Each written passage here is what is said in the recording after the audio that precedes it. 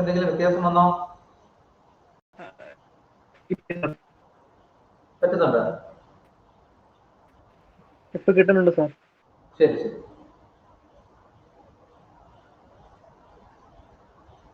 നമുക്ക് പെട്ടെന്ന് കുറച്ച് ക്വസ്റ്റ്യൻ കൂടെ നോക്കാം. നമ്മൾ ഇപ്പൊ പറഞ്ഞേക്കുന്ന ക്വസ്റ്റ്യൻ അനുസരിച്ച് ലാസ്റ്റ് പറഞ്ഞ പോയിന്റ് ഇതാണ്. നമുക്ക് ഓപ്ഷൻ വായിച്ച് നോക്കിയപ്പോൾ ഓപ്ഷൻ്റെ അകത്ത് current passing through 4 ohm resistance is 5 ampere എന്നൊരു ഓപ്ഷൻ തന്നിട്ടുണ്ട്. ആ ഓപ്ഷൻ ആപ്ലിക്കബിൾ ആണോ ചെക്ക് ചെയ്താണ്. 4 ohm റെസിസ്റ്റൻസിൽ കൂടെ 5 ആംപിയർ പാസ് ചെയ്ത് പോയി കഴിഞ്ഞാൽ 4 × 5 20 ആയിരിക്കും അവിടെ ഉണ്ടാകുന്ന വോൾട്ടേജ്. അത് കറക്റ്റ് ആണ്, കാരണം ഇവിടെ 20 ആയിരുന്നു, ഇവിടെ 20 വരണം. അതുപോലെ സി എന്ന് പറഞ്ഞ point option current passing through 5 ohm resistance is 4 ampere. 5 ohമിൽ കൂടെ 4 ആംപിയർ പാസ് ചെയ്ത് പോയി കഴിഞ്ഞാൽ അവിടെ എത്ര ഉണ്ടാവും? 20 വോൾട്ട് ഉണ്ടാവും. ഇത് 3 പേരും പാരലാണ്, 3 20 വോൾട്ട് ആണ്. സോ അത് രണ്ടും കറക്റ്റ് ഓപ്ഷൻ ആണ്. അത് രണ്ടും കറക്റ്റ് ഓപ്ഷൻ ആണെങ്കിൽ ഓട്ടോമാറ്റിക്കലി മൂന്നാമത്തെ കറക്റ്റ് ആയിരിക്കും, കാരണം അടുത്ത option all of the above ഇതിനുള്ളൂ. ഓൾ ഓഫ് ദി എബോവ് ആയിരിക്കും നമ്മുടെ answer. Then question number 34. Question number 34. Question number 34 നോക്കുക. Question number 34 നകത്ത് Kirchhoff's second law is based on the law of conservation of already പറഞ്ഞാണ് energy. Law of conservation of energy. Law of conservation of energy. Law of conservation of energy.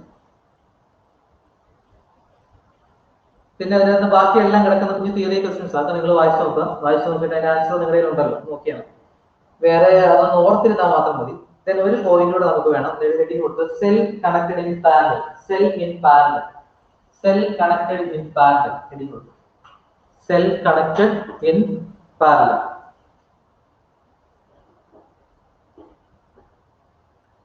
Cell connected in parallel.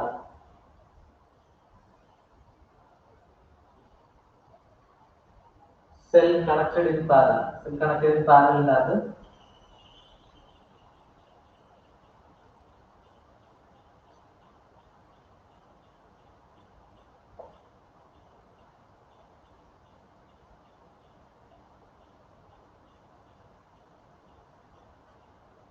identical cells with EMF E and internal resistance R.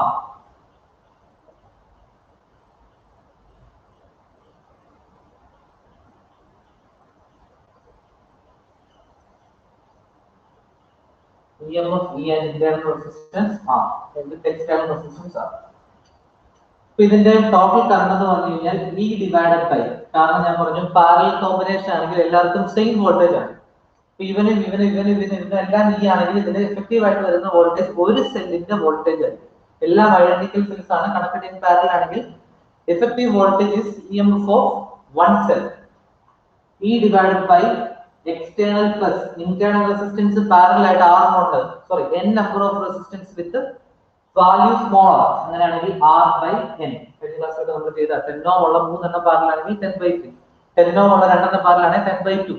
അപ്പോൾ 6 ohm ഉള്ള n എണ്ണം parallel ആണെങ്കിൽ R by n. ഒന്ന് rearrange ചെയ്താൽ നമുക്ക് answer കിട്ടും Ne divided by n into capital R plus small r.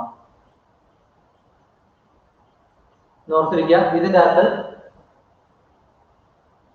Different EMF ആണെങ്കിൽ, EMFകൾ ഡിഫറെന്റ് ആണ്. EMF ഇത് സെയിം EMF ആണെങ്കിൽ, എല്ലാ ഐഡന്റിക്കൽ സെൽ ആണെങ്കിലാണ് നമ്മൾ ഇത് ചെയ്യുക. ഇനി ഐഡന്റിക്കൽ അല്ലാത്ത സെൽ വന്നു കഴിഞ്ഞാൽ കാണാൻ വേണ്ടിയിട്ട് I is equal to E equivalent divided by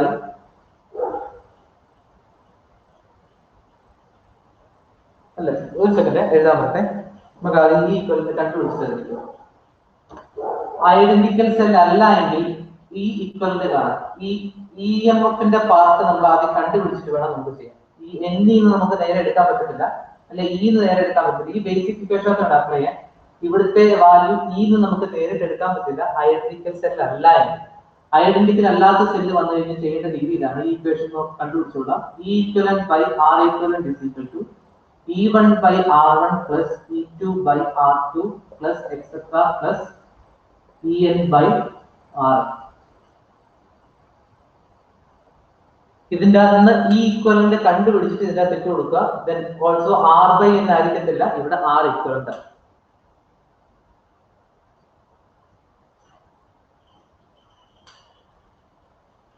മനസ്സിലാവുന്നുണ്ടോ? ഐഡന്റിക്കൽ സെൽ അല്ല എങ്കിൽ ഈ EMF കണ്ടുപിടിക്കാൻ വേണ്ടിയുള്ള വഴിയാണ് മോഡ് എഴുതിയിരിക്കുന്നത്. E equivalent by R equivalent is equal to E1 R1 E1 by R1 plus E2 by R2 plus E3 by R3 plus etc plus En by R.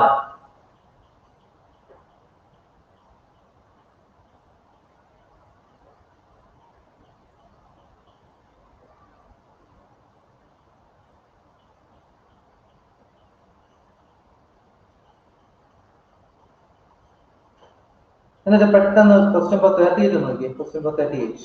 Question number 38.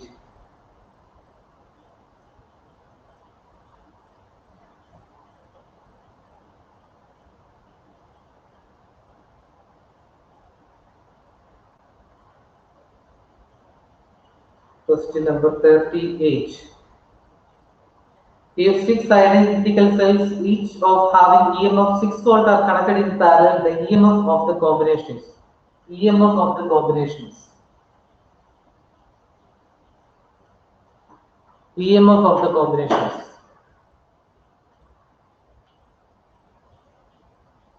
കേൾക്കാൻ പറ്റുന്നുണ്ടോ എന്നെ? അതോ പിന്നെ screen പോയോ? കേൾക്കാം sir. Answer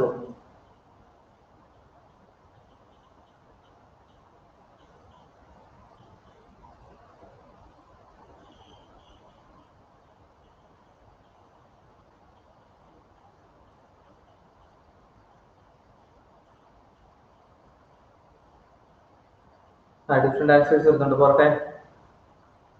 6 identical cells are connected in parallel and the answer is 6. കാരണം parallel combination ആണെങ്കിൽ ഒരു സെല്ലിന്റെ ഐഡന്റിക്കൽ സെൽസ് ആണെങ്കിൽ ഒരു സെല്ലിന്റെ EMF വെളിയിൽ വരത്തുള്ളൂ. ഒരുപാട് സെല്ലുകൾ കണക്ട് ചെയ്ത് വെച്ച് കഴിഞ്ഞാൽ ഒരു സെല്ലിന്റെ EMF നമുക്ക് വെളിയിൽ കിട്ടത്തുള്ളൂ. So answer is 6. Question number 38. Option is D. നമുക്ക് ഒന്ന് രണ്ട് ക്വസ്റ്റ്യൻ ഒരു ക്വസ്റ്റ്യൻ കൂടെ നമുക്ക് ഇപ്പൊ തന്നെ ചെയ്യാനുണ്ട്. Question number 39. ക്വസ്റ്റ്യൻ നമ്പർ 39 ഒന്ന് ആലോചിച്ച് ചെയ്യണേ. തന്നിരിക്കുന്ന ക്വസ്റ്റ്യൻ ഇതാണ്. To get maximum current through a resistance of 2.5 ohm, one can use m rows of cells, each row having n cells. The internal resistance of each cell is 0.5 ohm. What are the values of n and m respectively? If the total number of cells is 40. ഇതിൽ പറഞ്ഞേക്കുന്നത് എത്ര ഉള്ളൂ? 35 cell കയ്യിലുണ്ട്. ആ 35 സെല്ലിന് നമ്മൾ series and parallel രണ്ടും കൂടെയുള്ള കോമ്പിനേഷൻ ആയിട്ട് നമ്മൾ അറേഞ്ച് ചെയ്യുക. രണ്ടും കൂടെയുള്ള കോമ്പിനേഷൻ എന്ന് പറഞ്ഞാൽ റോയും കോളായിട്ട് നമുക്ക് മെട്രിക്സ് പറയും. അപ്പൊ എത്ര റോയും എത്ര കോളം ഉണ്ടെന്ന് പറഞ്ഞിരിക്കുന്നത് m റോ ഉണ്ട്. Each raw having n cells എന്ന് പറയുന്നത്.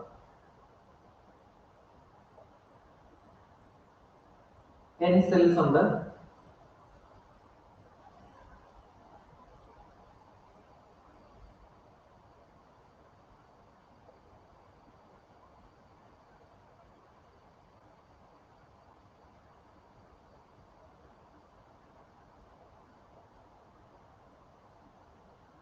ഇങ്ങനെയാണ് കണക്ട് ചെയ്തിരിക്കുന്നത്. ഇതിൽ ഓരോന്നിന്റെയും ഇന്റേണൽ റെസിസ്റ്റൻസ് ഇതിന്റെ അകത്ത് current through a resistance of 2.5 ഓം. ഇതിന് എല്ലാത്തിന്റെ വെളിയിലായിട്ട് 2.5 ഓം റെസിസ്റ്റൻസ് കണക്ട് ചെയ്തിട്ടുണ്ട്. 2.5 ഓം റെസിസ്റ്റൻസ് കണക്ട് ചെയ്ത് വെച്ചിട്ടുണ്ട്. അങ്ങനെയാണെങ്കിൽ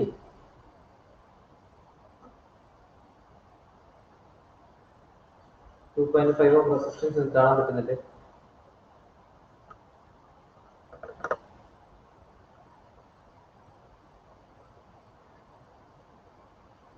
ഓം റെസിസ്റ്റൻസ് കണക്ട് ചെയ്ത് വെച്ചിട്ടുണ്ട്. അങ്ങനെയാണെങ്കിൽ മാക്സിമം കറണ്ട് കിട്ടാൻ എത്ര കോളം ആ രീതിക്ക് അറേഞ്ച് ചെയ്യണം, അതാണ് ചോദ്യം.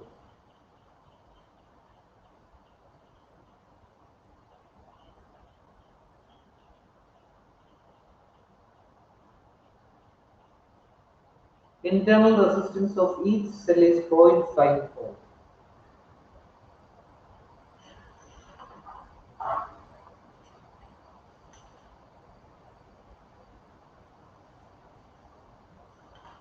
ആ ക്വസ്റ്റ്യൻ ആലോചിച്ച് ചെയ്യുന്ന എങ്ങനെയാണെന്ന് ഓർത്ത് നോക്കി. ഇത്ര പറഞ്ഞ കാര്യങ്ങളൊക്കെ വെച്ച് മാക്സിമം കറണ്ട് കിട്ടണമെങ്കിൽ എന്താണ് കണ്ടീഷൻ?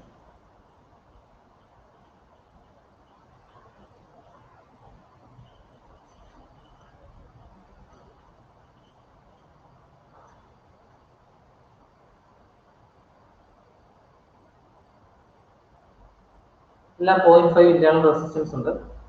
മാക്സിമം കറണ്ട് കിട്ടാനുള്ള കണ്ടീഷൻ ഉണ്ടായിരുന്നു. ഒരു കോമ്പിനേഷൻ സെല്ലിന്റെ കോമ്പിനേഷൻ മാക്സിമം കറണ്ട് കിട്ടാൻ നമ്മൾ ഓൾറെഡി പറഞ്ഞു എക്സ്റ്റേണൽ റെസിസ്റ്റൻസും ഇന്റേണൽ റെസിസ്റ്റൻസും ഈക്വൽ ആണെങ്കിലാണ് നമുക്ക് മാക്സിമം കറണ്ട് കിട്ടുന്നത്. ഇപ്പൊ ക്വസ്റ്റ്യനിൽ നോക്കി ഇന്റേണൽ റെസിസ്റ്റൻസുകളുടെ എഫക്റ്റീവ് വാല്യൂ എത്രയായിരിക്കും? n എണ്ണം സീരീസ് ഉണ്ട്. n എണ്ണം സീരീസ് ആകുമ്പോഴത്തെ എത്ര? n r ആയി. അതുപോലത്തെ എത്ര എണ്ണം പാരലൽ ഉണ്ട്? എം ആൾക്കാർ, എം പാരലൽ റോസ് ഉണ്ട്. അപ്പൊ നമുക്കറിയാം ഒരു റെസിസ്റ്റൻസ് ഇവിടെ NR ഉണ്ട്, ഇവിടെ NR ഉണ്ട്, ഇവിടെ NR ഉണ്ട്, എല്ലായിടത്തും NR. അതുപോലത്തെ എം പാരലൽ കണക്ഷൻസ് ഉണ്ടെങ്കിൽ NR/M ആയിരിക്കും ടോട്ടൽ റെസിസ്റ്റൻസ്. ഇത് ഏതിനോട് ഈക്വൽ ആയിരിക്കണം? 2.5 ഈക്വൽ ആയിരിക്കണം. കാരണം നമുക്ക് എന്ത് കിട്ടണം? മാക്സിമം കറണ്ട് കിട്ടണം. അപ്പൊ മാക്സിമം പവർ എന്നൊരു സാധനം നേരത്തെ പഠിച്ചിട്ടുണ്ട്. മാക്സിമം പവർ കിട്ടണമെങ്കിൽ എക്സ്റ്റേണൽ ഇന്റേണൽ ഒരുപോലെ ആയിരിക്കണം. മാക്സിമം പവറും മാക്സിമം കറണ്ടും എല്ലാം സെയിം തന്നെയാണ്, സെയിം എഫക്ട് തന്നെയാണ്.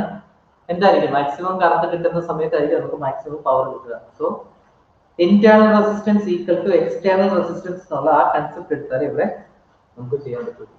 ഈ ആറിന്റെ വാല്യൂ നമുക്ക് എത്രയുണ്ട്? 0.5 ഇല്ല. അപ്പൊ N/M into 0.5 is equal to 2.5 എന്ന് പറഞ്ഞു. അപ്പൊ N/M is equal to 2.5 divided by 0.5. എന്ത് സാധനത്തിന് 0.5 ഡിവൈഡ് ചെയ്താൽ ഡബിൾ ആവുമല്ലേ? അപ്പൊ N/M is equal to 5 എന്നൊരു ഇക്വേഷൻ കിട്ടും. ഇക്വേഷൻ 1. അടുത്തതെന്ന് പറഞ്ഞാൽ സെക്കൻഡ് വാല്യൂ എന്ന് പറഞ്ഞു കഴിഞ്ഞാൽ ഇതിന്റെ അകത്ത് എല്ലാ സെല്ലിനെയും കൂടെ കൂട്ടിക്കഴിഞ്ഞാൽ മൊത്തം എത്ര വാല്യൂ ഉണ്ടെന്നാ പറഞ്ഞത്? 45 കിട്ടും. എം റോയും N കോളം ഉണ്ടെങ്കിൽ എം റോയും N കോളംസും ഉണ്ടെങ്കിൽ ടോട്ടൽ എണ്ണം കാണാൻ വേണ്ടി ഇതാ M into N ചെയ്താൽ പോരെ അല്ലെ? നല്ല മൊത്തം നമുക്ക് കിട്ടുള്ളൂ. അപ്പൊ M into N എത്രയാണ്? മൊത്തം എത്ര? 45 കിട്ടും. M into N 45 ഉണ്ട്. N/M എന്ന് പറഞ്ഞാൽ 5 ഉണ്ട്. അങ്ങനെയാണെങ്കിൽ പെട്ടെന്ന് വാല്യൂ കണ്ടുപിടിക്കാമോ?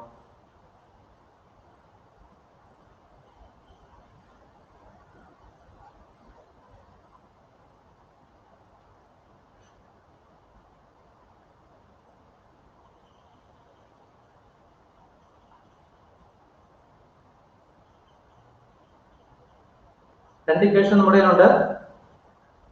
ഒന്ന് ടോട്ടൽ നമ്പർ 45 തന്നിരിക്കുന്നതാണ്. എം റോയും N കോളം ഉണ്ട്. M into N 45 ആയിരിക്കും. Simple equation. രണ്ടാമത്തെ നമുക്ക് കിട്ടുക എന്താണെന്ന് വെച്ച് കഴിഞ്ഞാൽ മാക്സിമം കറണ്ട് കിട്ടുന്ന കണ്ടീഷൻ ഇന്റേണൽ റെസിസ്റ്റൻസും എക്സ്റ്റേണൽ റെസിസ്റ്റൻസും ഈക്വൽ ആയിരിക്കണം. Internal resistance is NR divided by M. അത് നമുക്ക് 2.5 തന്നിട്ടുണ്ട്. എക്സ്റ്റേണൽ ആയിട്ട് ഈക്വൽ ആണെങ്കിൽ എക്സ്റ്റേണലിന്റെ വാല്യൂ എടുത്ത് 2.5 ആയിട്ട് നമ്മൾ ഇക്വേറ്റ് ചെയ്തു. ദെൻ റീഅറേഞ്ച് ചെയ്തപ്പോൾ ഒരു ഇക്വേഷൻ കിട്ടി. N/M is equal to 5. N/M is equal to 5 ഉണ്ട്. M into N is equal to 45 ഉണ്ട്. Then N is equal to എത്ര? M is equal to എത്ര? നിങ്ങളുടെ മാത്തമാറ്റിക്കൽ കഴിവുകളൊക്കെ തട്ടി ഉറപ്പിക്കുക. ഇത് പെട്ടെന്ന് ഇത്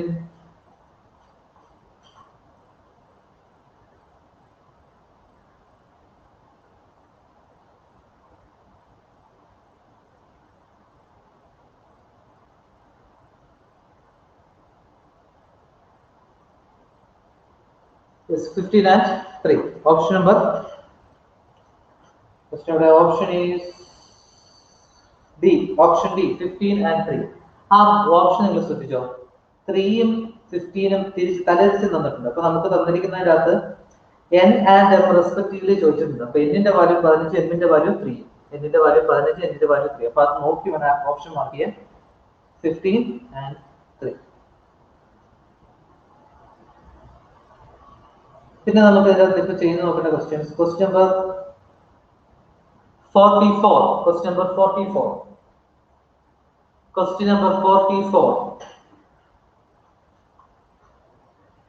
സംശയം ഉണ്ടെങ്കിൽ നിങ്ങൾക്ക് മൈക്ക് ഓൺ ചെയ്ത് ചോദിക്കാൻ കേട്ടോ, അല്ലെങ്കിൽ നമ്മുടെ ആ ചാറ്റ് ബോക്സിൽ ടൈപ്പ് ചെയ്താൽ മതി. ഇത് റിലാക്സ് ചെയ്ത് ചെയ്യാം. വലിയ പ്രശ്നങ്ങളോ കാര്യങ്ങളോ ഒന്നുമില്ല. നമുക്ക് കാര്യം മനസ്സിലാണ്. ക്വസ്റ്റ്യൻ എണ്ണം ഇപ്പൊ നിങ്ങൾ ആ ക്വസ്റ്റ്യൻ എണ്ണം കംപ്ലീറ്റ് ചെയ്യാന്നുള്ളതിനേക്കാളും കൂടുതൽ നമുക്ക് ചെയ്യുന്ന ക്വസ്റ്റ്യൻ കൃത്യമായിട്ട് ചെയ്യാൻ പറ്റണം. രണ്ടാമത് ഇതുപോലെ ഇപ്പൊ നമ്മൾ പ്രാക്ടീസ് ചെയ്യുന്ന സമയത്ത് എപ്പോഴും സമയം കൂടുതൽ കൊടുത്തുള്ളൂ എന്ന് വെച്ചാൽ എപ്പോഴും നിങ്ങൾ സമയം കൂടുതൽ അങ്ങനെ ചെയ്യണം എന്ന് ഉദ്ദേശിച്ചത്. നമ്മളിപ്പോ ഒരു കാര്യം പഠിക്കുവാന്ന് വെച്ചാൽ നമ്മളൊരു ക്വസ്റ്റ്യൻ പുതിയതായിട്ട് പഠിക്കുവാണ്, പുതിയൊരു തിയറി അപ്രോച്ച് നമ്മൾ ചെയ്യുവാണ്. അങ്ങനെയാണെങ്കിൽ ആദ്യം ചെയ്യുന്ന ക്വസ്റ്റ്യൻസ് ഒക്കെ സമയം കൂടുതൽ കൊടുക്കുക. ക്വസ്റ്റ്യൻ കംപ്ലീറ്റ് ആയിട്ട് മനസ്സിലാക്കി പഠിക്കുന്നതിന് ഇമ്പോർട്ടൻസ് കൊടുക്കുക. അല്ലാണ്ട് ഒറ്റയടിക്ക് നമ്മളോട് ചോദിച്ചു കഴിഞ്ഞാൽ സ്പീഡ് ചെയ്യാൻ പറഞ്ഞു കഴിഞ്ഞാൽ ആരെ കൊണ്ട് ചെയ്യാൻ പറ്റത്തില്ല. അപ്പൊ നിങ്ങൾ ആദ്യം എന്ത് ചെയ്യണം? സമയം കൊടുത്ത് പതുക്കെ നമ്മൾ പഠിക്കും. പഠിച്ചു കഴിഞ്ഞ ഒരു ലെവലായി കഴിഞ്ഞു, എനിക്ക് അത്യാവശ്യം ക്വസ്റ്റ്യൻ അതിന്റെ തിയറി ഓക്കെ ആണ് എന്ന് തോന്നിക്കഴിഞ്ഞാൽ പിന്നെ ടൈമിന് ഇമ്പോർട്ടൻസ് കൊടുക്കും. പിന്നെ സമയം കുറച്ച്, ഏറ്റവും സമയം കുറച്ച് എപ്പോൾ നമുക്ക് എത്ര സമയത്തിനുള്ളിൽ മാക്സിമം ക്വസ്റ്റ്യൻ ചെയ്യാൻ പറ്റുന്നുള്ളത് എപ്പോഴും നോക്കും. ടൈമർ വെച്ച് തന്നെ നോക്കും, അല്ലാണ്ട് വേറെ നമുക്ക് ഓപ്ഷൻ ഇല്ല. പിന്നെ ഒരു കാര്യമുണ്ട്, നിങ്ങൾ എപ്പോഴും പഠിക്കുന്ന സമയം, ഇപ്പൊ നമ്മളൊരു ക്ലാസ് അറേഞ്ച് ചെയ്യുന്ന സമയമുള്ളൂ. ഇപ്പൊ എത്ര 10 to 12 അല്ലെങ്കിൽ 9 to 11 or 9 to 10:30 എന്തായാലും നമുക്ക് അങ്ങനെ ക്ലാസ് അറേഞ്ച് ചെയ്യുന്ന അല്ലെങ്കിൽ നമ്മൾ എക്സാം എഴുതുന്ന ഒരു ടൈം ഉണ്ടല്ലോ, പകൽ സമയം. ആ പകൽ സമയത്ത് എപ്പോഴും നിങ്ങൾ എൻഗേജ്ഡ് ആയിട്ടിരിക്കാൻ നോക്കുക. ഞാൻ പറഞ്ഞതിന് കാരണം എന്താണെന്ന് ചോദിച്ചു കഴിഞ്ഞാൽ, ഇപ്പൊ പണ്ടത്തെ ഒരു എക്സാമിന് വേണ്ടി ഞാൻ പഠിച്ച സമയത്ത് എനിക്ക് രാവിലെ ഏൽക്കാൻ എനിക്ക് നല്ല മടിയാണ്. അപ്പൊ കൂടുതലും രാത്രി ഇരിക്കുന്നതാണ് എനിക്ക് എക്സാം ഒക്കെ. ഗേറ്റ് എന്ന് പറഞ്ഞൊരു എക്സാം നിങ്ങൾ കേട്ടിട്ടാണ്, എനിക്കത് കിട്ടിയായിരുന്നു. ഗേറ്റ് എക്സാം ഞാൻ ക്വാളിഫൈ ചെയ്യാറ്. അപ്പൊ അതിനൊക്കെ പഠിക്കുന്ന സമയത്ത് എന്ന് പറഞ്ഞു കഴിഞ്ഞാൽ കുറച്ച് അത്യാവശ്യം വേണ്ട കാര്യങ്ങളൊക്കെ നമുക്ക് നോക്കിയിട്ട് ഒന്നും നോക്കാതെ പോകാൻ പറ്റുമല്ലോ. കാരണം ഗേറ്റ് എക്സാം കിട്ടിക്കഴിഞ്ഞാൽ സാമ്പത്തിക ലാഭമുണ്ട്, പൈസ കിട്ടും. ഗേറ്റ് എക്സാം എഴുതി കിട്ടിയിട്ട് ഒന്നും കാണിക്കാനില്ല, പൈസ കിട്ടും. മാസം ഒരു 13,000 രൂപ വെച്ച് കിട്ടും. എംടെക് എടുക്കാൻ ചേർന്ന് കഴിഞ്ഞാൽ ഗേറ്റ് എക്സാം ഉണ്ട്. അപ്പൊ പൈസ കണ്ടോണ്ട് പൈസ നമ്മൾ വിടുന്ന പരിപാടിയില്ല. അപ്പൊ പൈസ കിട്ടാൻ വേണ്ടിയിട്ടാണെങ്കിൽ എന്ത് ചെയ്തു, ഗേറ്റ് എക്സാമിന് പഠിച്ചു. അപ്പൊ പഠിച്ച സമയത്ത് എന്ന് പറഞ്ഞു കഴിഞ്ഞാൽ രാത്രി കുറച്ചു നേരം ഇരിക്കും, എന്നിട്ട് രാവിലെ താമസിച്ച് എഴുതിക്കും. ബിടെക് കഴിഞ്ഞ് വേറെ ബാക്കിയുള്ള പരിപാടികളൊക്കെ ഒന്ന് മാറ്റി നിന്ന സമയത്താണ് ഗേറ്റ് എക്സാമിന് വന്നത്. അപ്പൊ പ്രശ്നം എന്താന്ന് ചോദിച്ചു കഴിഞ്ഞാൽ ഈ രാത്രി ഉറങ്ങാതിരുന്ന് രാവിലെ ഉറങ്ങി പഠിച്ച സമയത്ത് നമുക്കൊരു ബയോളജിക്കൽ ക്ലോക്ക് ഉണ്ട്. നമ്മൾ ശീലിച്ച സമയത്ത് നമ്മൾ ശീലം ഉണ്ടായിരുന്ന ആ കാര്യം തന്നെ നമ്മൾ ചെയ്യാൻ എപ്പോഴും ബോഡി ടെൻഡ് ചെയ്യും. ഇപ്പൊ നമ്മൾ പകൽ 9 മണി വരെ കിടന്ന് ഉറങ്ങുവാണെങ്കിൽ ഒരു ദിവസം പെട്ടെന്ന് ദിവസം പരീക്ഷയുടെ ദിവസം നമുക്ക് 9 മണി വരെ ഉറങ്ങാൻ പറ്റില്ല. 9 മണിക്ക് പരീക്ഷ ഹോളിൽ കയറണം. 9 മണിയാകുമ്പോൾ നല്ല ഉറക്കം വരും. എത്രയും ദിവസം 9 കഴിയുന്നവരെ കിടന്നുറങ്ങിയിട്ട് പെട്ടെന്ന് ദിവസം ചാടി 9 മണിക്ക് പരീക്ഷ എഴുതാൻ പോയി കഴിഞ്ഞാൽ നമുക്ക് ഒരു കാരണവശാലും എഴുതാൻ പറ്റില്ല. ആ സമയത്ത് നമുക്ക് ഉറക്കമാണ്. നമ്മുടെ ബോഡി എങ്ങനെ ശീലിച്ചു. അപ്പൊ അതുകൊണ്ട് പിന്നെ രണ്ടാമത്തെ കാര്യം എന്ന് പറഞ്ഞാൽ ഒറ്റയടിക്ക് 1 മണിക്കൂർ 2 മണിക്കൂർ എക്സാം എഴുതുന്ന ആ ഒരു കാര്യം, അടുപ്പിച്ചിരുന്ന് 2 മണിക്കൂർ ഇതിന് ഇരിക്കുക എന്ന് പറഞ്ഞ കാര്യം നമ്മൾ ഇപ്പൊ പഠിക്കുന്ന സമയത്ത് ഇപ്പോഴും എന്തിനാ ഇരിക്കുന്നത്, പരീക്ഷയ്ക്ക് 2 മണിക്കൂർ ഇരിക്കണമല്ലോ, അവിടെ എന്താണെങ്കിലും ഇരിക്കേണ്ടി വരുമല്ലോ. അപ്പൊ പിന്നെ അന്നേരം എഴുതാൻ പോരെ എന്ന് ഓർത്തു കഴിഞ്ഞാൽ വലിയ ബുദ്ധിമുട്ടായിരിക്കും. ഇരിക്കാൻ പറ്റുമല്ല എന്ന് ചോദിച്ചാൽ പറ്റും, പക്ഷെ നമുക്ക് പൂർണ്ണമായിട്ട് കോൺസെൻട്രേറ്റ് ചെയ്ത് നമുക്ക് എഫക്റ്റീവ് ആയിട്ട് ആ സമയം യൂസ് ചെയ്യാൻ പറ്റും. അപ്പൊ എപ്പോഴും നിങ്ങൾ ഇരുന്ന് പഠിക്കുന്ന സമയത്ത് നിങ്ങൾ എഴുതുന്ന എക്സാം ഏതാണോ അതിന്റെ അത്രയും സമയം കണ്ടിന്യൂസ് ആയിട്ട് ഇരിക്കാൻ വേണ്ടി ഒന്ന് ട്രൈ ചെയ്യും. ഇപ്പൊ നമ്മൾ സ്ഥിരം ഇരിക്കുന്നതാണെങ്കിൽ ഇപ്പൊ എക്സാം ഹോളിൽ പോയിരുന്നാലും നമുക്ക് അതിനെക്കുറിച്ച് ആലോചിക്കേണ്ട പോലും അവസ്ഥ വരത്തില്ല. അല്ലെങ്കിൽ നിങ്ങൾ ഒരു 1/2 മണിക്കൂർ മാക്സിമം ഇരുന്ന് കഴിയുമ്പോൾ തന്നെ ഇറിറ്റേഷൻ തുടങ്ങും. അവിടെ പ്രശ്നം, ഇവിടെ പ്രശ്നം, അങ്ങോട്ടും ഇങ്ങോട്ടും ചെരിഞ്ഞൊക്കെ ഇരിക്കുന്ന പോലെ കുറച്ചേരം കിടന്ന് ഉറങ്ങാൻ തോന്നുന്നു. അങ്ങനെ ഒരുപാട് പ്രശ്നങ്ങൾ ഉണ്ടാവും. ഇപ്പൊ പഠിക്കുന്ന സമയത്ത് തന്നെ നിങ്ങൾ ടൈമർ വെച്ചാണ് ക്വസ്റ്റ്യൻ ചെയ്യുന്നതെങ്കിൽ അറ്റ്ലീസ്റ്റ് 2 മണിക്കൂർ എടുത്തിട്ട് ക്വസ്റ്റ്യൻ ചെയ്യും. 2 മണിക്കൂർ എടുത്ത് ഒരു ക്വസ്റ്റ്യൻ ചെയ്യാനല്ല പറഞ്ഞത്, 2 മണിക്കൂർ സമയം ടൈമർ വെച്ചിട്ട് ആ 2 മണിക്കൂറിനുള്ളിൽ ചെയ്യേണ്ട ക്വസ്റ്റ്യൻസ് ഒക്കെ ചെയ്തു തീർക്കും. എന്താണെങ്കിലും കുറെ സമയം അടുപ്പിച്ച് അറ്റ് എ ടൈം തന്നെ നിങ്ങൾ സ്പെൻഡ് ചെയ്യുന്ന കാര്യം എപ്പോഴും ഓർക്കും. അത് വളരെ ആവശ്യമുള്ള കാര്യമാണ്. ഇപ്പൊ വെറുതെ നമ്മൾ പറയുന്നതല്ല, ഒരു ചെറിയ കാര്യമാണ്. പക്ഷെ നമ്മൾ എത്ര പഠിച്ചാലും നമുക്ക് ആ സമയത്ത് ഇത്രത്തോളം നന്നായിട്ട് എഴുതുന്നുള്ള അനുസരിച്ചിരിക്കും നമ്മുടെ മാർക്കും കാര്യങ്ങളും. നമുക്ക് എല്ലാം അറിയാം, എന്നാലും ആ സമയത്ത് കിടന്ന് ഒന്ന് ഉറങ്ങിപ്പോയാൽ നമുക്ക് മൊത്തം പ്രശ്നമാണ്. എന്റെ ഒരു ഫ്രണ്ടിനെ പറ്റിയിട്ടുണ്ട്. പുള്ളി ഒരു എക്സാം എഴുതാൻ പോയിട്ട് ആൾ ഉറങ്ങിപ്പോയി എന്ന് പറഞ്ഞു കഴിഞ്ഞാൽ ഇത് ഒന്നാമത് എക്സാമിന് ടെൻഷനും എന്തൊക്കെയോ സാധനം. ആള് നല്ല ഭയങ്കര ബ്രില്യന്റ് ആണ്. എന്ന് പറഞ്ഞാൽ എഴുതുന്ന എക്സാമിന് റാങ്ക് പ്രതീക്ഷിക്കാവുന്ന ടീമാണ്. അവൻ എക്സാമിന് പോയിട്ട് ചെറുതായിട്ട് തലകറക്കവും കാര്യങ്ങളൊക്കെ വന്ന് പുള്ളി എക്സാമിന്റെ സമയത്ത് ഒരു ഉറങ്ങി 1/4 മണിക്കൂർ അവൻ അങ്ങനെ നഷ്ടപ്പെട്ടു. അതുകൊണ്ട് പുള്ളിക്ക് റാങ്ക് കിട്ടിയില്ലെന്നേ ഉള്ളൂ, പക്ഷെ നല്ല മാർക്ക് ഉണ്ടായിരുന്നു. വലിയ ആദ്യത്തെ 10 റാങ്കിനുള്ളിലൊന്നും വന്നില്ലെന്നേ ഉള്ളൂ, പക്ഷെ പുള്ളിക്ക് നല്ല മാർക്കും കാര്യങ്ങളുണ്ട്. നല്ല രീതിയിൽ പുള്ളി പോവുകയും ചെയ്തു. പക്ഷെ ഞാൻ പറഞ്ഞതല്ല, അത്ര ബ്രില്യന്റ് ആയിട്ടുള്ള ആൾക്ക് പോലും ഈ ഒരു ചെറിയ കാര്യം ശ്രദ്ധിക്കാത്തതുകൊണ്ടുള്ള ഒരു പ്രശ്നം ഉണ്ടായി. അപ്പൊ നിങ്ങൾ എപ്പോഴും ആലോചിച്ചുള്ള, നമുക്ക് എക്സാമിന് എഴുതാൻ വേണ്ടിയിട്ടുള്ള സ്ട്രാറ്റജി പെട്ട സാധനമാണ് എക്സാമിന് നിങ്ങൾ എഴുതേണ്ട ആ ടൈമിൽ നിങ്ങൾ എങ്ങനെ എഫക്റ്റീവ് ആയിട്ട് ആ ടൈം യൂസ് ചെയ്യുന്നു. അപ്പൊ അതിനുവേണ്ടി ഒന്ന് നിങ്ങൾ പ്രിപ്പയർ ചെയ്യുക, പഠിക്കുക. നമുക്ക് എഴുതാനുള്ള മെറ്റീരിയൽസ്, എഴുതാനുള്ള മാറ്ററും കാര്യങ്ങളും ഒക്കെ നമുക്ക് വേണം. രണ്ടാമത്തെ കാര്യം, ആ ടൈം നിങ്ങൾ യൂസ്ഡ് ആവും. ഏത് സമയത്താണോ എക്സാം ഉള്ളത് അതേ സമയത്ത് തന്നെ ഒരാഴ്ച, 1.5 ആഴ്ച അല്ലെ 2 ആഴ്ച കൂടുതലാണ് അത്രയും സമയത്ത് നിങ്ങൾ ആ പെർട്ടിക്കുലർ ടൈമിൽ തന്നെ നിങ്ങൾ 2 മണിക്കൂർ അല്ലെങ്കിൽ 2.5 മണിക്കൂർ എത്രയാണോ എക്സാമിന്റെ ടൈമുള്ള ആ സമയം നിങ്ങൾ സ്പെൻഡ് ചെയ്യും. അത് വളരെ ആവശ്യമുള്ള കാര്യമാണ്, നോട്ട് ചെയ്ത് വെച്ചോണേ. നമുക്ക് ഇനി ക്വസ്റ്റ്യൻ പോകേണ്ടത് ക്വസ്റ്റ്യൻ നമ്പർ 44 ആണ്. Question number 44, that the figure shows a wire of uniform resistance between A and B with a total resistance of R0. The contact C can divide the wire into resistance FR0 and 1 minus FR0. The batteries are identical and have 0 internal resistance. The value of F for which the ammeter reads maximum. Maximum current flow ചെയ്യുന്ന എന്താണെന്നാണ് ചോദിച്ചിരിക്കുന്നത്. അപ്പൊ നിങ്ങൾക്ക് അത് attempt ചെയ്ത് നോക്കാം. ഞാൻ നിങ്ങൾക്ക് അതിനുള്ള ടൈം തരുവാണ്, നിങ്ങൾക്ക് അത് അറ്റംപ്റ്റ് ചെയ്ത് നോക്കാം. എനിക്ക് കാൽക്കുലേഷൻ, ഞാൻ പറയാം, കാൽക്കുലേഷൻ ഇല്ലാതെ തന്നെ അതിന്റെ ആൻസർ കണ്ടുപിടിക്കാൻ പറ്റും. പ്യുവർ കൺസെപ്റ്റ് മാത്രം മതി. അപ്പൊ നിങ്ങൾക്ക് എന്തെങ്കിലും ചെയ്യാൻ പറ്റുമോ? നിങ്ങൾക്കായിട്ടുള്ള 1 മിനിറ്റ് സമയം തരുവാണ്, ട്രൈ ചെയ്ത് നോക്കുക. നിങ്ങൾക്കായിട്ട് അതിനകത്ത് എന്തെങ്കിലും ചെയ്ത് അതിന്റെ ആൻസർ കണ്ടുപിടിക്കാൻ പറ്റുമോ? Question number 40. 4.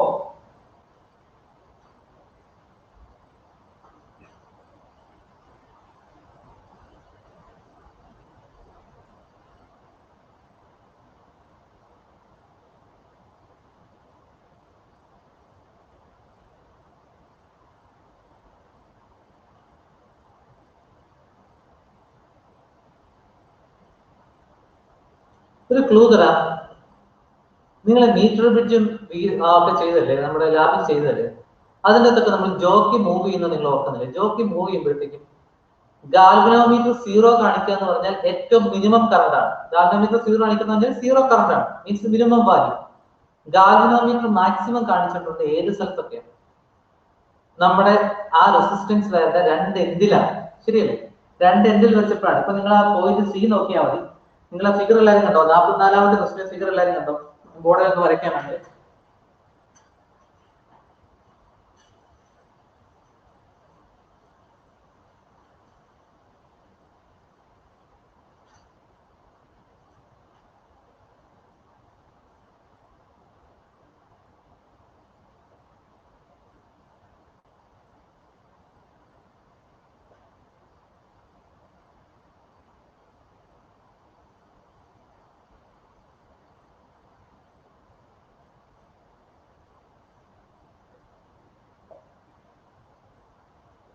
ഇതിന്റെ ലെങ്ത് ആണ് ഞാൻ 2 സെറ്റ് ചെയ്തിരിക്കുന്നത്, 1 - f f. ഇതിന്റെ അകത്ത് നമുക്ക് മാക്സിമം വാല്യൂ കിട്ടുന്നതെന്ന് പറഞ്ഞു കഴിഞ്ഞാൽ ഈ സെല്ലിനെ നോക്കി, ഈ സെല്ലിലേക്ക് കണക്ട് ചെയ്ത് കഴിയുമ്പോൾ ഇവിടുത്തെ പോയിന്റ് എത്രയാണോ ഇതുവരെയുള്ള റെസിസ്റ്റൻസ് ആണ് കൗണ്ട് ചെയ്യുന്നത്. ഇത് എത്രത്തോളം ലെഫ്റ്റിലേക്ക് നീങ്ങുന്നോ അത്രത്തോളം ഈ സെല്ലിൽ നിന്നുള്ള കറണ്ട് കൂടുതലായിട്ട് ഈ എയിലേക്ക് ഫ്ലോ ചെയ്യാൻ തുടങ്ങും. കാരണം അവിടുത്തെ റെസിസ്റ്റൻസ് കുറഞ്ഞു. റെസിസ്റ്റൻസ് കുറവാണെങ്കിൽ കറണ്ടിന്റെ വാല്യൂ കൂടിയായിരിക്കും കൂടുതലായിരിക്കും. അപ്പൊ എഫിന്റെ വാല്യൂ 0 ആണെങ്കിൽ ഈ സെല്ലിൽ നിന്നുള്ള കംപ്ലീറ്റ് കറണ്ട് നമുക്ക് കിട്ടും. സോ അതെന്തായിരിക്കും? ഐഡന്റിക്കൽ സെൽസ് ആണ് പറയുന്നത്. ഐഡന്റിക്കൽ സെൽസ് ആണെങ്കിൽ എപ്പോഴും മിഡിൽ പോയിന്റ് വന്നു കഴിഞ്ഞാൽ നെറ്റിന്റെ എഫക്റ്റീവ് എന്തായിരിക്കും? ചിലപ്പോൾ ക്യാൻസൽ ചെയ്ത് പോവാം, അല്ലെ കുറയാം. നമ്മൾ ബ്രിഡ്ജ് സർക്യൂട്ട് പഠിച്ചില്ലേ? ബ്രിഡ്ജ് സർക്യൂട്ടിന്റെ അതേ എഫക്റ്റ് ആണ്. ഒരു ബ്രിഡ്ജ് സർക്യൂട്ട് നമ്മൾ പഠിച്ചു കഴിയുമ്പോൾ ഈസ്റ്റേൺ ബ്രിഡ്ജ്, മീറ്റർ ബ്രിഡ്ജ് പോലത്തെ സർക്യൂട്ടുകൾ നമ്മൾ പഠിച്ചതാണ്. ഇതിന്റെ ഏതെങ്കിലും ഒരു എൻഡിലേക്ക് പോയാലാണ് റെസിസ്റ്റൻസ് മിനിമം, കറണ്ട് കൂടുതൽ. അത്ര മാത്രം ഓർത്തിരിക്കുക. ഏതെങ്കിലും ഒരു എൻഡിലേക്ക് പോയാലാണ് റെസിസ്റ്റൻസ് ഏറ്റവും കുറയുക, കറണ്ട് ഏറ്റവും കൂടുതൽ. അപ്പൊ നിങ്ങൾ അതിന്റെ ആൻസർ ഏതായിരിക്കും ചോദിച്ചു കഴിഞ്ഞാൽ 44ന്റെ എഫിന്റെ വാല്യൂ എത്രയും ചോദിച്ചു കഴിഞ്ഞാൽ ഒന്നെങ്കിൽ എഫ് 0 ആകും. എഫ് 0 ആകുമ്പോഴത്തേക്ക് നോക്കിയാൽ ലെഫ്റ്റ് എൻഡ് നോക്കി, എ ടു സി എന്നുള്ള എൻഡ് നോക്കി, എഫ് 0 ആണെങ്കിൽ എഫ് ആർ 0 0 ആയിരിക്കും. അവിടുത്തെ എക്സ്ട്രാ റെസിസ്റ്റൻസ് 0 ആയി, മാക്സിമം കറണ്ട് ആയിരിക്കും. അല്ലെങ്കിൽ അടുത്ത പാർട്ട് 1 - f × r0 0 ആയിരിക്കും. 1 - f × r0 0 ആണെങ്കിൽ എഫിന്റെ വാല്യൂ എത്ര ആയിരിക്കണം? 1 ആയിരിക്കും. അപ്പൊ എഫ് ആർ 0 0 ആണെങ്കിൽ f = 0 ആയിരിക്കണം. 1 - f × r0 0 ആണെങ്കിൽ f = 1 ആയിരിക്കും. So f = either 0 or 1. Concept മനസ്സിലായോ? വലിയ കാൽക്കുലേഷനോ കാര്യങ്ങൾക്കോ ഒന്നും പോണ്ട. ഏതെങ്കിലും ഒരു എൻഡ് ആണെങ്കിൽ, ഇതുപോലത്തെ ഒരു ബ്രിഡ്ജ് സർക്യൂട്ട് ആണ് വന്നിരിക്കുന്നെങ്കിൽ ഏതെങ്കിലും ഒരു എൻഡിലേക്ക് പോയാലായിരിക്കും മാക്സിമം കറണ്ട് നമുക്ക്.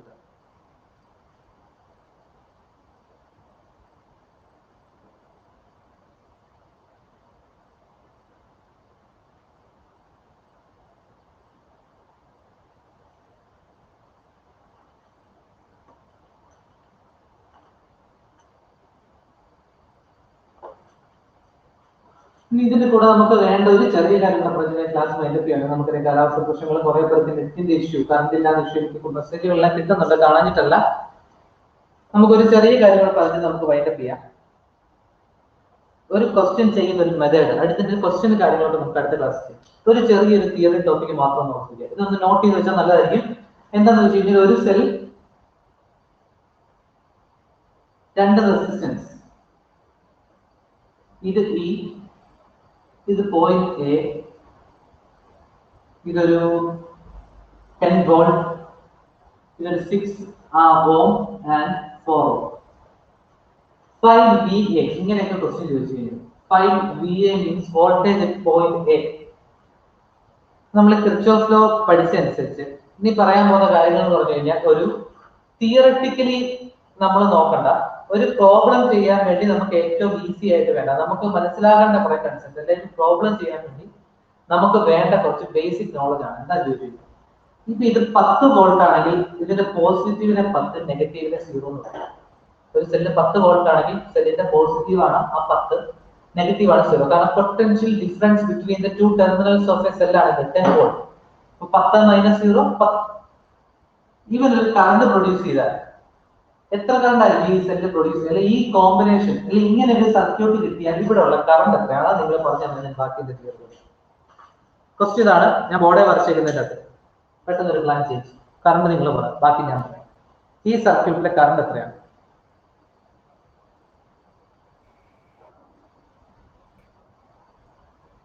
ചാറ്റ് ബോക്സ് ഇട്ടോ. കറണ്ട് ഈ സർക്യൂട്ടിലെ കറണ്ട് എത്രയാണ്?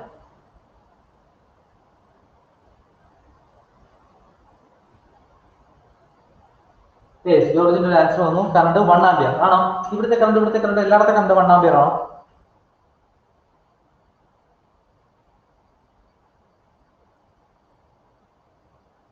അമൽ ആൻസർ അതിന് മുമ്പ് ഇട്ടായിരുന്നല്ലേ? ഞാൻ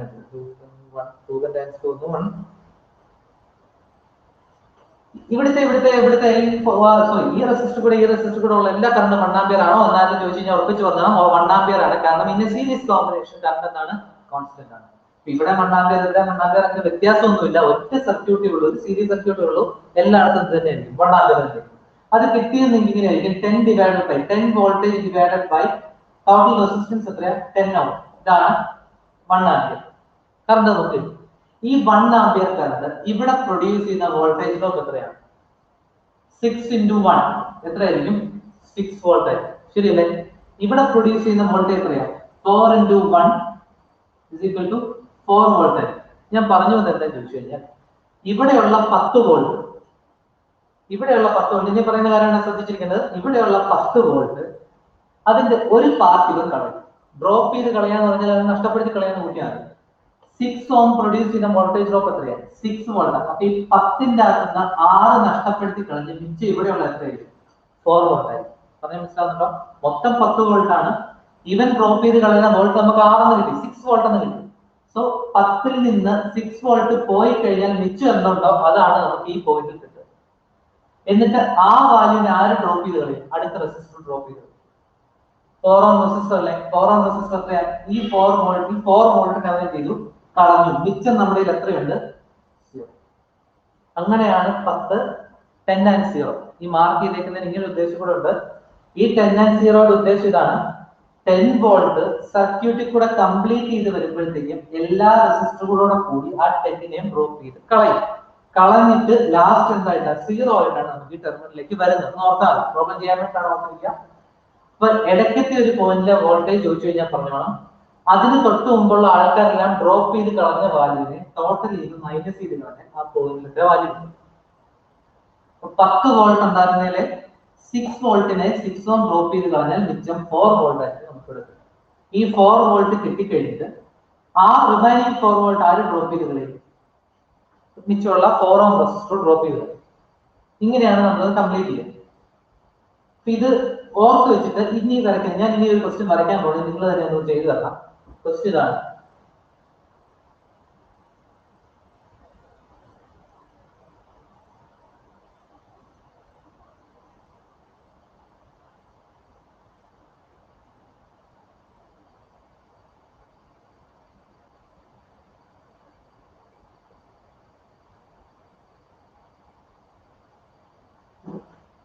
ഇത് ബി, ഇത് A. Which one is higher, VA or VB? Options ഇതാണ്.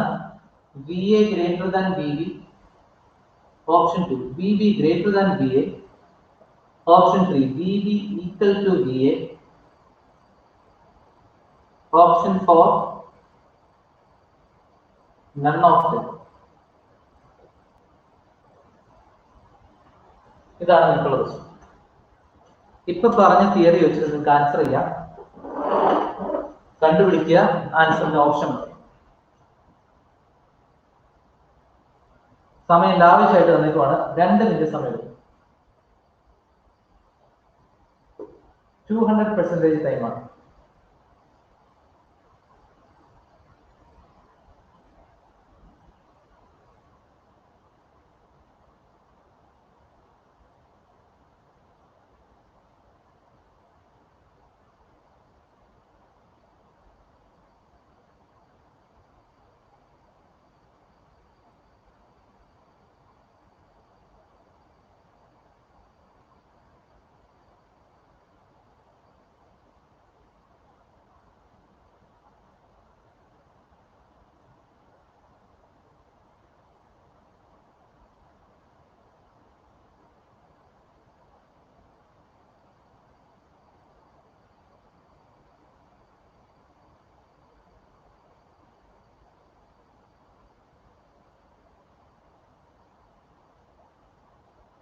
കിട്ടിയ ആൻസർ മുമ്പേ ചെയ്ത സ്റ്റെപ്പ് നോക്കുക. ടോട്ടൽ കറണ്ട് ആദ്യം കണ്ടുപിടിച്ചു. ടോട്ടൽ കറണ്ട് കണ്ടുപിടിച്ചിട്ട് ബാക്കി നമുക്ക് എന്ത് ചെയ്യാൻ പറ്റുള്ളൂ. ഇതൊരു ടിപ്പിക്കൽ ക്വസ്റ്റൻ ആണ്. എല്ലാം ചെയ്യുന്ന ഓർത്ത് വെച്ചു, വളരെ ആവശ്യമാണ്.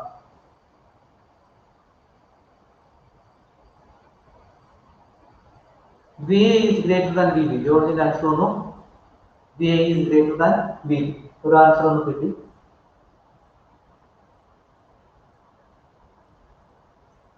Option A. രണ്ട് ആൻസർ വന്നു. ഓപ്ഷൻ എ തന്നെ വരുന്നുണ്ട്. യെസ്, കറക്റ്റ് ആണ്. ഓപ്ഷൻ എ ആണ്. VA is greater than VB.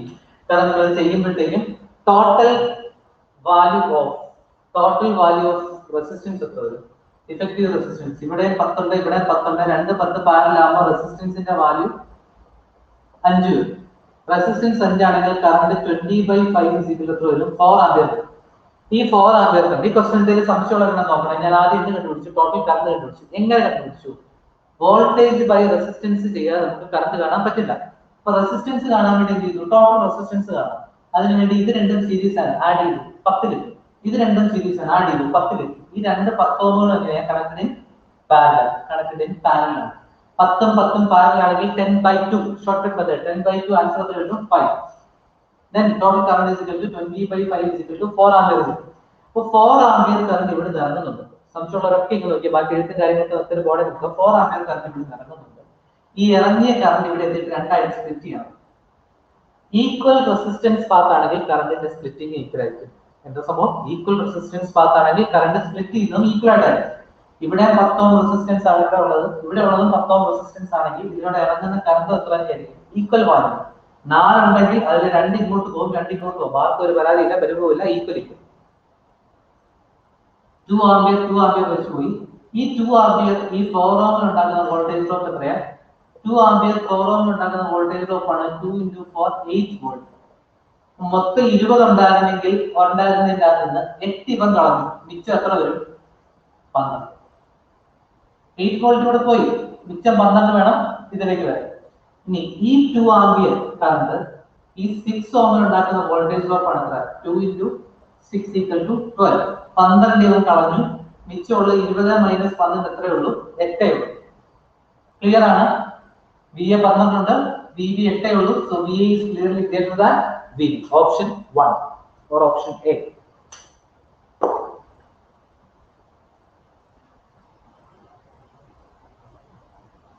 Okay. അപ്പൊ ഇത്രയും കാര്യങ്ങൾ തൽക്കാലം നിൽക്കട്ടെ. ഇന്ന് പഠിച്ച കാര്യങ്ങളൊക്കെ ഓർത്ത് വെച്ചു. ഇന്ന് പഠിച്ചിട്ട് അത്യാവശ്യം എന്ന് പറഞ്ഞാൽ അതുപോലെ ആവശ്യമുള്ള സാധനങ്ങളാണ് നമ്മൾ ഇന്ന് പഠിച്ചത്. കിർച്ചോഫ് ലോയും അത് വെച്ച് ചെയ്യുന്ന ക്വസ്റ്റ്യൻസും cell connected in series parallel ഇതെല്ലാം ക്ലബ് ചെയ്തേ പറ്റുള്ളൂ. കിർച്ചോഫ് ലോ മാത്രം വെച്ചുള്ള ക്വസ്റ്റ്യൻ അങ്ങനെ ചിലപ്പോൾ വരണമെന്നില്ല. ഇതെല്ലാം ക്ലബ് ചെയ്തുള്ള ക്വസ്റ്റ്യൻ ആണ് ചോദിക്കുക. ഇപ്പൊ നമ്മൾ ചെയ്തത് സെല്ലിന്റെ ക്വസ്റ്റ്യൻ ആയിട്ട് വേണേൽ കയറി വരാം, പക്ഷെ അത് ആക്ച്വലി അപ്ലൈ ചെയ്ത് കിർച്ചോഫ് ലോ ആണ്. സോ ഇതെല്ലാം തമ്മിൽ ഇന്റർ കണക്റ്റഡ് ആണ്. നമുക്ക് ഇതിനകത്ത് നല്ല വെയിറ്റേജ് ഉള്ള ഒരു പോർഷൻ ആണ് ഈ ചാപ്റ്ററിന്റെ അകത്തെ നമുക്ക് ഇമ്പോർട്ടന്റ് ആയിട്ടുള്ള ഒരു പോർഷൻ ആണ് നമുക്ക് ഈ പറഞ്ഞത്.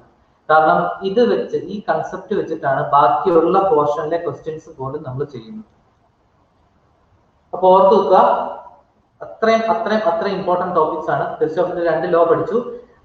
ഇപ്പൊ എൻട്രൻസ് ഓറിയന്റഡ് ആയിട്ട് നമ്മൾ നോക്കാം. നമ്മൾ തിയറി എല്ലാപ്പോഴും പഠിക്കുന്നതാണ്, പക്ഷെ നമുക്ക് വേണ്ട സാധനങ്ങൾ എന്ന് പറഞ്ഞാൽ ആ കിർച്ചോഫ് ലോ വെച്ചിട്ട് ഇപ്പൊ നമ്മളൊരു ക്വസ്റ്റ്യൻ ചെയ്തില്ല, കറണ്ട് കണ്ടുപിടിക്കാൻ ഒരു വലിയ സർക്യൂട്ടിന്റെ അകത്ത് പല ജംഗ്ഷൻസ് ഉണ്ടെങ്കിൽ അത് വെച്ച് പെട്ടെന്ന് നമുക്ക് കറണ്ട് കണ്ടുപിടിക്കാൻ പറ്റും. ഒരു 1.7 ആൻസർ വരുന്ന ക്വസ്റ്റ്യൻ നമ്മൾ ചെയ്തു. അതുപോലെ തന്നെ കിർച്ചോഫിന്റെ KVL വെച്ചിട്ട് അടുത്ത വോൾട്ടേജ് റൂൾ വെച്ചിട്ടാണ്, സെക്കൻഡ് ലോ വെച്ചിട്ടാണെങ്കിൽ നമ്മൾ ചെയ്യുന്നത് ഇതുപോലത്തെ സർക്യൂട്ട് സോൾവ് ചെയ്യും. മറ്റേ ആ ക്ലോക്ക്വൈസ് ഡയറക്ഷൻ കറങ്ങി സെയിം ഡയറക്ഷൻ ആണ് നെഗറ്റീവ് വോൾട്ടേജ് ഡ്രോപ്പ് എടുക്കും, അങ്ങനെയൊക്കെ നമ്മൾ ചെയ്തില്ലേ. അതുപോലത്തെ കാര്യങ്ങൾ ചെയ്യാൻ എപ്പോഴും അതിന്റെ തന്നെ കുറച്ച് അഡ്വാൻസ്ഡ് ആയിട്ടുള്ള ഷോർട്ട് സംഗതികളാണ് ഇതെല്ലാം. ഇങ്ങനെയാണെങ്കിൽ ഇവിടുത്തെ വോൾട്ടേജ് ഡ്രോപ്പ് ഇത്രയായിരിക്കും. ശരിക്കും നമ്മൾ ചെയ്യേണ്ടതെന്ന് പറഞ്ഞാൽ വേറെ ഒരുപാട് മെത്തേഡ് ഉണ്ട്. ഒറിജിനൽ മെത്തേഡിലൊക്കെ പോവുകയാണെങ്കിൽ പക്ക തിയറി വെച്ചൊക്കെ ചെയ്യുന്നെങ്കിൽ നമ്മൾ ഒരുപാട് വളഞ്ഞു ചുറ്റി ചെയ്യേണ്ടി വരും. അതൊന്നും വേണ്ട, ഇതാണ് ഏറ്റവും ഈസിയസ്റ്റ് മെത്തേഡ്. ഇത് നിങ്ങൾ പഠിക്കുക, ഈ ഒരു മെത്തേഡ് ഫോളോ ചെയ്യുക. എന്നിട്ട് നിങ്ങൾക്ക് അറ്റംപ്റ്റ് ചെയ്യാൻ പറ്റുന്ന ഒരു ക്വസ്റ്റ്യൻ ആണ് ക്വസ്റ്റ്യൻ നമ്പർ 48. അത് നിങ്ങൾ ചെയ്ത് നോക്കുക. ക്വസ്റ്റ്യൻ നമ്പർ 48 ഈ ഒരു ഐഡിയ വെച്ചിട്ട് നിങ്ങൾക്ക് ചെയ്യാൻ പറ്റും നോക്കുക. ഇപ്പൊ തന്നെ ചെയ്ത് നോക്കിയപ്പോൾ ക്വസ്റ്റ്യൻ നമ്പർ 48 അതുപോലെ ചെയ്ത് കഴിഞ്ഞാൽ നമുക്ക് വൈൻഡ് ചെയ്യാം. ക്വസ്റ്റ്യൻ നമ്പർ 48 ഈ പറഞ്ഞ ഐഡിയ വെച്ചിട്ട്, കാരണം ഒന്നും വേണ്ട, നിങ്ങൾക്ക് ഡയറക്റ്റ് ചെയ്യാം.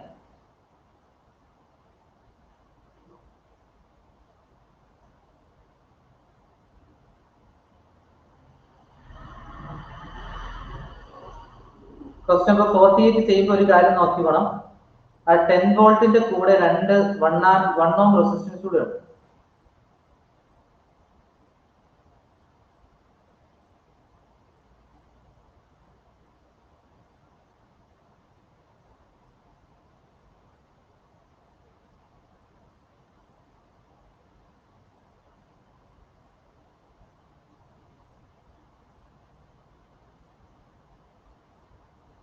ക്വസ്റ്റ്യൻ നമ്പർ 48 അത് നിങ്ങൾ ചെയ്തിട്ട് വാ, പ്രിപ്പയർ ചെയ്തിട്ട് വാ. കിട്ടുന്നില്ലെങ്കിൽ അടുത്ത ക്ലാസ് ഞാൻ പറഞ്ഞുതരാം. അപ്പൊ ഇനി നിങ്ങൾക്ക് ഇന്നത്തെ എക്സാമോ കാര്യങ്ങളൊക്കെ ഉണ്ടോ? നിങ്ങൾക്ക് ഇന്ന് പറഞ്ഞിട്ടുണ്ടോ എക്സാം?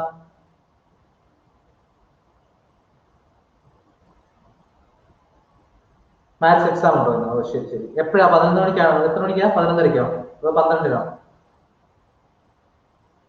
12 മണിക്ക് എക്സാം ഉണ്ടല്ലേ. ശരി, എന്നാ നമുക്ക് ഇന്നത്തെ വൈൻഡപ്പ് ചെയ്യാം. നിങ്ങൾ ഇത് പഠിച്ചോ, അടുത്തൊരു മണിക്കൂർ ഇത് പഠിച്ചോ. ഇതിന്റെ ആൻസർ കിട്ടാൻ വേണ്ടി 48ാമത്തെ ക്വസ്റ്റ്യൻ ആൻസർ ആണ് നിങ്ങൾ ചെയ്യുന്നെങ്കിൽ ഇഫക്റ്റീവ് റെസിസ്റ്റൻസ് കാണാൻ നേരം നിങ്ങൾ ആ 2 1 ഓം റെസിസ്റ്റൻസ് കൂടെ കൺസിഡർ ചെയ്യണം. അതാണ് അതിന്റെ ക്ലൂ. ഹിന്റ് ഇതാണ്, ഇപ്പൊ നമ്മൾ ചെയ്ത പോലെ തന്നെ എഫക്റ്റീവ് റെസിസ്റ്റൻസ് കാണാൻ നേരം ആ 10 വോൾട്ടിന്റെ കൂടെയുള്ള 2 2 ഓം റെസിസ്റ്ററിനെയും കൂടെ നിങ്ങളൊന്ന് കൺസിഡർ ചെയ്യണം. അപ്പൊ ആ ഒരു ആമിലെ വോൾട്ടേജ് എത്രയാണ്? 10 നമുക്ക് കിട്ടത്തില്ല, 10-നേക്കാളും കുറവായിരിക്കും. 10 മൈനസ് സംതിങ് ആയിരിക്കും ടോട്ടൽ വോൾട്ടേജ്. അപ്പൊ അത് വെച്ചിട്ടൊന്ന് കാൽക്കുലേറ്റ് ചെയ്യും. ഓക്കെ, എന്നാലും നമുക്ക് അതിന് ആൻസർ കിട്ടുള്ളൂ. അപ്പൊ അതൊന്ന് നോക്കുക, ഇല്ലെങ്കിൽ നമുക്ക് അടുത്ത ക്ലാസ്സിൽ ചെയ്തു തരാം. ഓക്കെ, നമുക്ക് അടുത്ത ക്ലാസ് കാണാം. Thank you, sir. Thank you, sir.